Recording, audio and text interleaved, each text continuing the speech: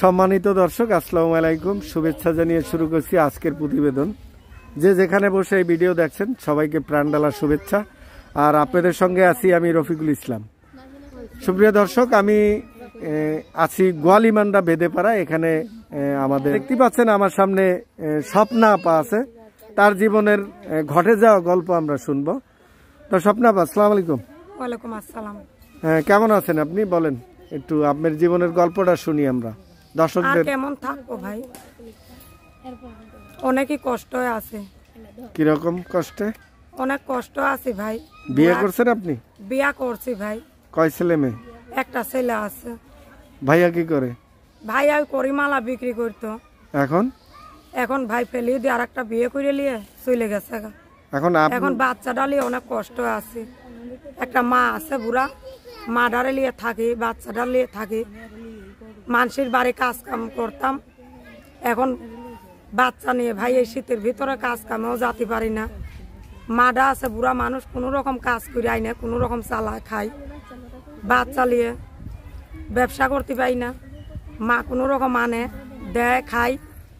মানুষের ভাড়া থাকি বাসায়, ভাড়ার টাকাই মনে করেন খুব কষ্ট হয়ে যা দিতে। কথা বুঝছেন? নিজে যদি আবার ইনকাম করতে পারতাম হইতো।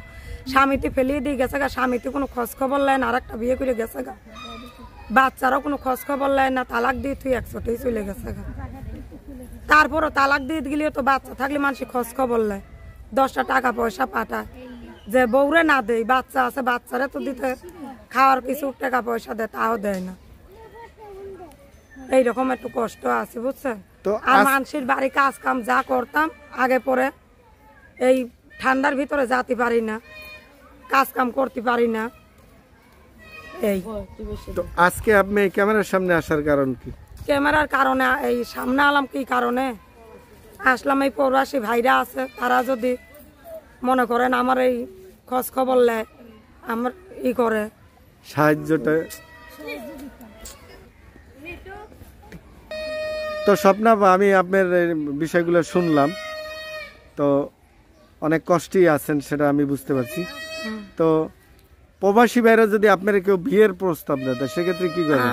এই বাইদেদের ভিতরে বিয়ে বসার আশা নাই ভাই। একটা বিয়ে বইছি, একটা বাচ্চা অনেক ফেলিয়ে দিয়ে তাই চলে গেল গা। কথা বুঝছেন? এই বাইদেদের ভিতরে আর বিয়ে বসার আশা নাই। এই প্রবাসী ভাইদের কাছে এই অনুরোধ যে যদি আমার মার দায়িত্ব, ছেলের দায়িত্ব নিয়ে আমার খাওয়ান খরচ দিতে পারে, এবং কি আমার সাথে উল্টো পাল্টা ভাবে কথা বলবে না, ভালোভাবে কথা বলবে। তারা যদি ভালোবাসে আমার বিয়ের প্রস্তাব দিয়ে বিয়ে করে, আমার ডাল ভাত যাই খাওয়ায়, তাতেই আমি খুশি। কিন্তু আমার বাচ্চা আছে, মা আছে, এদের দায়িত্ব নিতে হবে। আচ্ছা স্বপ্না আপা, আমি জানতে চাচ্ছি প্রবাসী ভাইরা যদি আপনার সাহায্য সহযোগিতা করে সেটা কি আপনি নিবেন? হ্যাঁ, যদি আমার বাচ্চা আছে, মা আছে বুড়া, তারা যদি সাহায্য সহযোগিতা আমার করে নিবেন আপনি। কিন্তু আপনার সঙ্গে যোগাযোগের ব্যবস্থা কি? যোগাযোগের ব্যবস্থা, আমার ফোন নাম্বার আছে, আমি ফোন নাম্বার দেবো, আমার সাথে ফোনের ভিতরে যোগাযোগ করবে। তো মোবাইল নাম্বারটা বলেন একটু দেখি।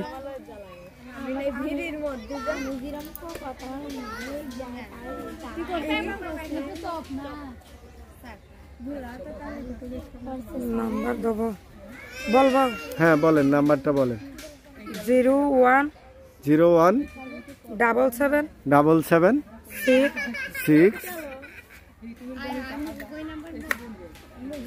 23 01 886। জি, নাম্বারটা বলেন। 01 77 6 2 3 0 1 886। সুপ্রিয় দর্শক, এই নাম্বারে আপনারা যোগাযোগ করতে পারবেন।